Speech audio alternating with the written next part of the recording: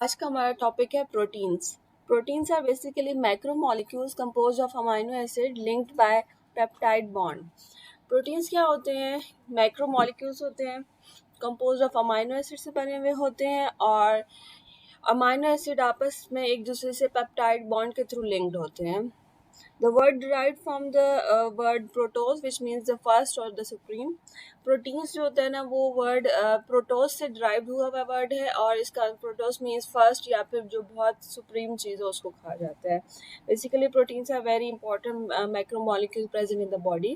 Human body made up of approximately 100 trillion cells and each cell has thousands of different proteins. Human body के अंदर 100 trillion cells होते हैं और हर एक cell के अंदर थाउजेंड्स प्रोटीन्स होती हैं। इसका मतलब है कि हमारी बॉडी के अंदर प्रोटीन्स बहुत ज़्यादा प्रेजेंट होती हैं। Different combination of amino acid से प्रोटीन्स बनती हैं। 1 gram of protein contains 4 calories. एक प्रोटीन के ग्राम में 4 कैलोरीज होती हैं। ठीक है, अगर आप प्रोटीन इनटेक कर रहे हो तो अगर 1 ग्राम प्रोटीन इनटेक करोगे तो उसके साथ आपको 4 कैलोरीज मिलेंगी। A total of 20 different amino acids exist in proteins, and hundreds to thousands of these amino acids are attached to each other in long chain to form a protein. Total हमारे पास 20 amino acids होते हैं। ये 20 amino acid अपने आप को rearrange करते हैं different form में ताकि एक प्रोटीन मॉलिक्यूल बनाया जाए। Long chain of amino acid से प्रोटीन बनते हैं। प्रोटीन के मेन स्ट्रक्चर में क्या होता है? हमारे पास एक कार्बन एटम होता है, ठीक है, अल्फा कार्बन। इसके साथ एक हाइड्रोजन होता है, एक साइड पे अमाइनो ग्रुप होता है, एक साइड पे कार्बोक्सिलिक एसिड ग्रुप होता है। कार्बोक्सिलिक एसिड ग्रुप क्या होता है कि C++ एंड OH। आप इसको सिंपली COOH करके भी डिनोट करते हो। और जो नीचे एक बॉन्ड होता है, इस ग्रुप होता है, इसको कहते हैं अल्काइल ग्रुप या फिर अराइल ग्रुप। यहाँ पे आपके जो भी अमाइनो एसिड होगा ना, उसका ये सारा स्ट्रक्चर मेन स्ट्रक्चर सेम होगा, लेकिन जो अल्काइल और अराइल ग्रुप होता है ना, यहाँ पे वेरिएशन आती है। ठीक है, इस वेरिएशन की वजह से हमारे पास डिफरेंट अमाइनो एसिड्स बनते हैं। Classification of proteins on the basis of physical properties. अगर प्रोटीन्स को हम क्लासीफाई करें उनकी फिजिकल प्रॉपर्टी के बेसिस पे, तो हमारे पास 3 तरह के प्रोटीन्स आते हैं: सिंपल प्रोटीन्स, कंपाउंड और कॉन्जुगेटेड प्रोटीन और डिराइव्ड प्रोटीन्स। सिंपल प्रोटीन्स क्या होती हैं कि जब हम इन प्रोटीन्स को हाइड्रोलाइज करेंगे तो ये एसिड प्रोड्यूस करते हैं। ठीक है, protein that on hydrolysis yield only acids और देयर डेरिवेटिव्स। ठीक है, उनकी हाइड्रोलिसिस की जाएगी, ब्रेकडाउन की जाएगी प्रोटीन्स की, तो एसिड या फिर एसिड के डेरिवेटिव्स प्रोड्यूस होंगे। कुछ एग्जांपल्स है हमारे पास सिंपल प्रोटीन्स की, जैसे for example albumin protein. Albumin protein बहुत हमारे बॉडी का एक इम्पॉर्टेंट पार्ट है। हमारे ब्लड के अंदर सीरम एल्बुमिन प्रेजेंट होती है। ठीक है, एल्बुमिन क्या है? वाटर सॉल्युबल है। Both animal and plant, animal से भी ऑब्टेन हो सकती है और प्लांट से भी हो सकती है। एनिमल्स के अंदर लैक्टिक एल्बुमिन, सीरम एल्बुमिन और ओवा एल्बुमिन होती है। प्लांट्स के अंदर लेग्यूमिलिन होती है। They are coagulated with heat and can be precipitated by full saturation with ammonium sulphate. जब एल्बुमिन प्रोटीन को हीट किया जाए तो उनके अंदर जो है ना कोगुलेशन होती है। कोगुलेशन का मतलब ये है कि वो उनकी विस्कोसिटी इंक्रीज होना स्टार्ट हो जाती है। फॉर एग्जांपल, जैसे आपने एग को जब आप फ्राई करते हो, ठीक है, तो उसके एग वाइट जो होता है ना, एग वाइट जो होता है वो एल्बुमिन का बना होता है। तो जब आप एग को फ्राई करते हो तो वो ट्रांसपेरेंट से वाइट कलर का हो जाता है और उसकी विस्कोसिटी भी इंक्रीज हो जाती है। तो वो क्या होता है, उसमें कोगुलेशन होती है, क्योंकि जब आप हीट करते हो एल्बुमिन प्रोटीन को तो उसके अंदर कोगुलेशन होती है। एल्बुमिन को हम प्रेसिपिटेट कर सकते हैं अमोनियम सल्फेट के साथ। ठीक है, प्रेसिपिटेशन क्या होती है? बेसिकली उसके अंदर इनसॉल्युबिलिटी हो जाए, अनस्टेबिलिटी हो जाए, तो जो पार्टिकल्स होते हैं वो नीचे सेटल डाउन होना स्टार्ट कर देते हैं, तो उसको प्रेसिपिटेशन करते हैं। ग्लोबुलिन्स हमारे पास एक और एग्जांपल है सिंपल प्रोटीन्स की। It is water insoluble, water में सॉल्युबलाइज नहीं होती, जबकि एल्बुमिन जो थी ना वो वाटर में सॉल्युबलाइज हो जाती है। Soluble in dilute salt solution. Salt solution अगर हम बनाएं डाइल्यूट सा तो उसमें ये सॉल्युबलाइज हो जाएगी। ठीक है, कोगुलेबल बाय हीट, हीट के साथ हीट जब इसको प्रोवाइड करेंगे तो इसमें भी कोगुलेशन होगी जिस तरह से एल्बुमिन में हो रही थी। एनिमल और प्लांट सोर्सेज से हम इसको ऑब्टेन कर सकते हैं। एनिमल्स में अगेन लैक्टोग्लोबुलिन ही है, मायोसिन, ओवोग्लोबिन और सीरम ग्लोबुलिन है। प्लांट्स के अंदर हमारे पास लेग्यूमिन है। Easily precipitated with ammonium sulphate, ठीक है, ये भी अमोनियम सल्फेट के साथ प्रेसिपिटेशन शो करती है। ग्लोबिन्स जो होती हैं they are rich in histidine but not basic. Histidine जो होते हैं ना अमाइनो एसिड, उस अमाइनो एसिड से ये बनी हुई होती हैं, लेकिन ये बेसिक नेचर की नहीं होती। Unite with heme to form haemoglobin, heme के साथ जब ये यूनाइट करेगी तो हीमोग्लोबिन बनाएंगी। Globin part is different in different species, globin जो पार्ट होता है डिफरेंट स्पीशीज में ये डिफरेंट होता है। Prolamin insoluble in water and soluble in 70 to 80% ethanol। Water में प्रोलामीन soluble नहीं है, लेकिन अगर इसको हम 70 to 80% वाले एथेनॉल में solubilize करें तो ये उसमें डिजोल्व हो जाएगी। Mostly present in plants, gliadin in wheat and zein in maize, ठीक है। प्लांट्स के अंदर मोस्टली ये प्रेजेंट होती है, एनिमल में इसकी इतनी अबंडेंस नहीं है। व्हीट और मेज में ये प्रेजेंट होती है in the form of gliadin and zein. Histone proteins क्या होती हैं? They are strongly basic nature की होती हैं और वाटर में सॉल्युबलाइज हो जाती हैं। In combination with DNA they form nucleoproteins which occur in cell nuclear forming chromatin material. अच्छा, हिस्टोन्स जो होते हैं ना, हिस्टोन्स डीएनए के कॉम्बिनेशन में भी होती हैं। मतलब फॉर एग्जांपल जब ये डीएनए के साथ कॉम्बिनेशन बनाती हैं तो ये न्यूक्लियो प्रोटीन्स बना देती हैं, ठीक है। Nucleo proteins which occur in cell में प्रेजेंट होती हैं और क्रोमेटिन मटेरियल बनाते हैं। प्रोटामीन क्या है? Protamine is a basic protein, it resembles histones but soluble in ammonium hydroxide. Protamine जो होती है वो रिजेंबल करती है हिस्टोन्स के जैसे ही होती हैं, लेकिन ये सॉल्युबलाइज हो जाती है अमोनियम हाइड्रोक्साइड के अंदर। They are present in sperm cells. Like histones, they also form nucleoproteins. Histones की तरह प्रोटामीन भी न्यूक्लियोप्रोटीन्स बनाती हैं। न्यूक्लियोप्रोटीन्स क्या होती हैं? Proteins in combination with nucleic acid, ठीक है। Nucleic acid for example DNA या फिर आरएनए, ये उनके साथ कॉम्बिनेशन बनाएंगी तो न्यूक्लियोप्रोटीन्स कहलाई जाएंगी, ठीक है। लेकिन न्यूक्लियोप्रोटीन्स बनने के बाद हम इसको हिस्टोन्स और प्रोटामीन नहीं कह रहे, इससे पहले ये हिस्टोन्स और प्रोटामीन होती हैं, बाद में कॉम्बिनेशन में ये न्यूक्लियोप्रोटीन्स बना लेंगे तो वो डेराइव्ड प्रोटीन हो जाएंगी। एल्बिनोनाइट्स क्या है कि they are also called scleroproteins. Only in animals में सिर्फ प्रेजेंट होते हैं in the form of collagen या फिर elastin. Extra cellular fibrous proteins होती हैं, occurs in elastic tissue, tendon और आर्टरीज। हमारी बॉडी में जो टेंडन है जो अराउंड बोन्स होता है या कार्टिलेज में, वहाँ पे ये प्रेजेंट होती है। इसके अलावा आर्टरीज में प्रेजेंट होती है, ब्लड वेसल्स में।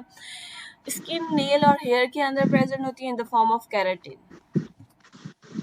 इसके बाद हमारे पास है कंपाउंड प्रोटीन्स। कंपाउंड प्रोटीन्स क्या होती हैं? Proteins attach to some non protein group called prosthetic groups. अगर प्रोटीन किसी नॉन प्रोटीनस ग्रुप के साथ अटैच हो जाए, नॉन प्रोटीन ग्रुप को नॉन प्रोस्थेटिक ग्रुप कहा जाता है, तो जब उस प्रोस्थेटिक ग्रुप के कॉम्बिनेशन में प्रेजेंट होगी प्रोटीन तो उस प्रोटीन को कंपाउंड प्रोटीन कहा जाता है। फॉर एग्जाम्पल जैसे मैंने अभी आप लोगों को बताया था न्यूक्लियो प्रोटीन, जैसे हिस्टोन जो है जो कि प्राइमरी हमारे पास प्रोटीन्स हैं, ये प्रोटीन्स जब न्यूक्लिक एसिड के साथ कॉम्बिनेशन बनाती हैं तो वो न्यूक्लियो प्रोटीन्स बनाती हैं। Conjugation of certain basic protein, for example histones with nucleic acid, ठीक है। हिस्टोन का न्यूक्लिक एसिड के साथ कॉन्जुगेशन न्यूक्लियो प्रोटीन बनाता है। सेकेंड है हमारे पास फॉस्फोप्रोटीन्स। फॉस्फोप्रोटीन के नाम से जाहिर हो रहा है कि इसमें फॉस्फेट ग्रुप या फॉस्फोरिक एसिड प्रेजेंट होगा in combination with the protein. Simple proteins are conjugated with phosphoric acid. जो हमने पीछे अभी सिंपल प्रोटीन्स पढ़ी थी ना, उनको जब हम कॉन्जुगेट करवाते हैं फॉस्फोरिक एसिड के साथ तो ये जो कॉम्बिनेशन बनता है इसको हम कहते हैं phosphoproteins. Casein of milk and vitellin of egg yolk, ठीक है। हमारे मिल्क के अंदर जो कैसीन है और एग योक के अंदर जो विटालिन होती है वो फॉस्फोप्रोटीन्स होती हैं। इसके बाद है हमारे पास lipoproteins. Proteins conjugated with lipids, ठीक है। लाइपो वर्ड जहाँ भी आए इसका मतलब ये है कि लिपिड की बात की जा रही है, ठीक है। और इसी तरह अगर कहीं आप ग्लाइको वर्ड पढ़ें तो ग्लाइको का मतलब है कि कार्बोहाइड्रेट्स की बात की जा रही है। अच्छा, लाइपोप्रोटीन्स जो होती हैं ये कॉन्जुगेट बनाती हैं लिपिड्स के साथ। They are present in plasma, nervous tissue, egg yolk and cell membrane. इसके बाद है हमारे पास ग्लाइकोप्रोटीन्स। ग्लाइको जैसे मैंने अभी आपको बताया, ग्लाइको मीन्स कार्बोहाइड्रेट, ठीक है। तो सिंपल प्रोटीन जो होती हैं वो अपना कॉन्जुगेशन बनाती हैं with carbohydrates. For example mucopolysaccharides. Mucopolysaccharides जो होते हैं वो ग्लाइकोप्रोटीन्स होते हैं। They are found in serum, egg yolk, tendon, cartilage और बोन्स में ये प्रेजेंट होते हैं ग्लाइकोप्रोटीन्स। क्रोमोप्रोटीन्स क्या होती हैं? क्रोमो का मतलब होता है कलर या पिगमेंट, ठीक है। Simple protein combined with pigment, अगर सिंपल प्रोटीन को पिगमेंट्स के साथ कंबाइन किया जाए तो ये क्या बनाएंगे? ये क्रोमोप्रोटीन्स बनाएंगे। पिगमेंट क्या होते हैं? कलरिंग मटेरियल होता है, ठीक है, जो भी कलर शो करता है। Such as heme form chromoprotein, जब हीम प्रोटीन को हम जो है ना क्रोमेटिन मटेरियल के साथ, पिगमेंट मटेरियल के साथ अटैच करवाएं तो ये क्रोमोप्रोटीन बनाती है, होमोग्लोबिन, साइटोक्रोम्स वगैरह के साथ। इसके बाद है मेटालोप्रोटीन। मेटालोप्रोटीन के नाम से जाहिर हो रहा है कि मेटालिक ग्रुप, मेटालिक एटम्स जो होंगे वो कंबाइन हुए हुए होंगे प्रोटीन के साथ। So protein combine with metallic atoms, for example हमारे पास जो आयरन है फेरेटिन के फॉर्म में प्रोटीन के साथ कॉम्बिनेशन बना सकती है। कॉपर जो है वो जब प्रोटीन के साथ कॉम्बिनेशन बनाएगा तो सीरोप्लाज्मिन बनाएगा, ठीक है। आयरन के कॉम्बिनेशन से जो प्रोटीन बनती है उसको फेरेटिन कहते हैं, कॉपर के कॉम्बिनेशन से जो बनती है उसको सीरोप्लाज्मिन कहते हैं। नेक्स्ट है हमारे पास derived proteins, derived from simple and conjugated proteins, ठीक है। जो हमने सिंपल प्रोटीन्स पढ़ी है और जो अभी हमने कॉन्जुगेटेड प्रोटीन्स पढ़ी है, इनकी डेरिवेशन से हमारे पास डिराइव्ड प्रोटीन्स आती हैं। डिराइव्ड प्रोटीन फर्दर दो तरह की हैं हमारे पास, प्राइमरी डिराइव्ड हैं और सेकेंडरी डिराइव्ड है। प्राइमरी डिराइव्ड क्या होते हैं कि they are denature proteins are called primary derived proteins. ये प्रोटीन्स जो होती है ना ये डीनेचर हो जाती हैं। डीनेचर कैसे हो जाती हैं कि इनके स्ट्रक्चर में जो लिंकेज प्रेजेंट होता है ना वो लिंकेज ब्रेक कर जाता है। Denaturation occurs when some or all of the cross linkages which normally keep the molecule of the protein intact are split through. There is no hydrolysis of protein molecule. होता क्या है कि protein molecule की hydrolysis नहीं होती। Hydrolysis के mechanism से तो उसकी ब्रेक डाउन होती है ना in the presence of water, उस तरह नहीं होती। लेकिन जो इसके लिंकेजेस है ना, पेप्टाइड बॉन्ड है जिसकी वजह से प्रोटीन मॉलिक्यूल जो होता है ना इंटैक्ट होता है, तो वो बॉन्ड जो होते हैं ना वो ब्रेक होना स्टार्ट कर देते हैं। जब बॉन्ड ब्रेक हो गया तो प्रोटीन डीनेचर हो जाती है। तो जब प्रोटीन डीनेचर हो जाती है तो उसको हम कहते हैं प्राइमरी डिराइव्ड प्रोटीन्स। सेकेंड है हमारे पास secondary derived protein. These are intermediate formed in the progressive hydrolysis of the protein molecule. जब प्रोटीन मॉलिक्यूल की हाइड्रोलिसिस होती है तो हमारे पास अमाइनो एसिड्स प्रोड्यूस होती हैं, ठीक है। लेकिन अमाइनो एसिड प्रोड्यूस होने से पहले हमारे पास डिफरेंट इंटरमीडिएट्स प्रोड्यूस होती हैं। तो वो जो हाइड्रोलिसिस के बीच में इंटरमीडिएट्स प्रोड्यूस हो रहे हैं ना उनको हम कह रहे हैं सेकेंडरी डिराइव्ड प्रोटीन, ठीक है। फॉर एग्जाम्पल यहाँ पे आप देखें कि प्रोटीन की हाइड्रोलिसिस होती है तो हमारे पास जो एंड प्रोडक्ट होता है वो है अमाइनो एसिड। लेकिन अमाइनो एसिड बनने से पहले हमारे पास कुछ इंटरमीडिएट हैं, for example proteoses, peptones, polypeptides, ओलिगोपेप्टाइड्स, ये सारे क्या है? Secondary derived proteins. इसके अलावा हमारे पास एक और क्लासिफिकेशन है on the basis of molecular length and shape, ठीक है। प्रोटीन की लेंथ और शेप की बेसिस पे उनको क्लासिफाई किया जाता है फाइब्रस प्रोटीन्स में और ग्लोबुलर प्रोटीन्स में, ठीक है। फाइब्रस प्रोटीन्स जो होती हैं ना वो फाइबर की फॉर्म में होती हैं, थ्रेड लाइक होती हैं। When the axial ratio of the length width is more than 10, अगर इनका एक्सियल रेशियो कैलकुलेट किया जाए तो वो लेंथ और विड्थ का तो वो 10 से ज़्यादा होता है, ठीक है। फॉर एग्जाम्पल 10 से ज़्यादा होता है, दैट मीन्स लेंथ इनकी ज़्यादा होती है विड्थ से, ठीक है। फॉर एग्जाम्पल हमारे पास है कोलेजन, अल्फा कैरेटिन जो कि हेयर के अंदर प्रेजेंट होते हैं।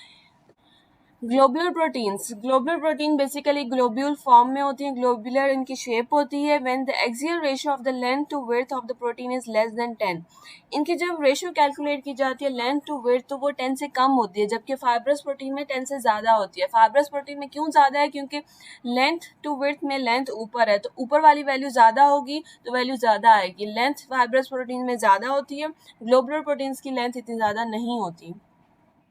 फॉर एग्जाम्पल हमारे पास ग्लोबुलर प्रोटीन्स में एग्जाम्पल्स है मायोग्लोबिन, मायोग्लोबिन मसल्स में प्रेजेंट होती है, हीमोग्लोबिन ब्लड में प्रेजेंट होती है, और राइबोन्यूक्लियस इसके अलावा हमारी एग्जाम्पल है ग्लोबुलर प्रोटीन्स की।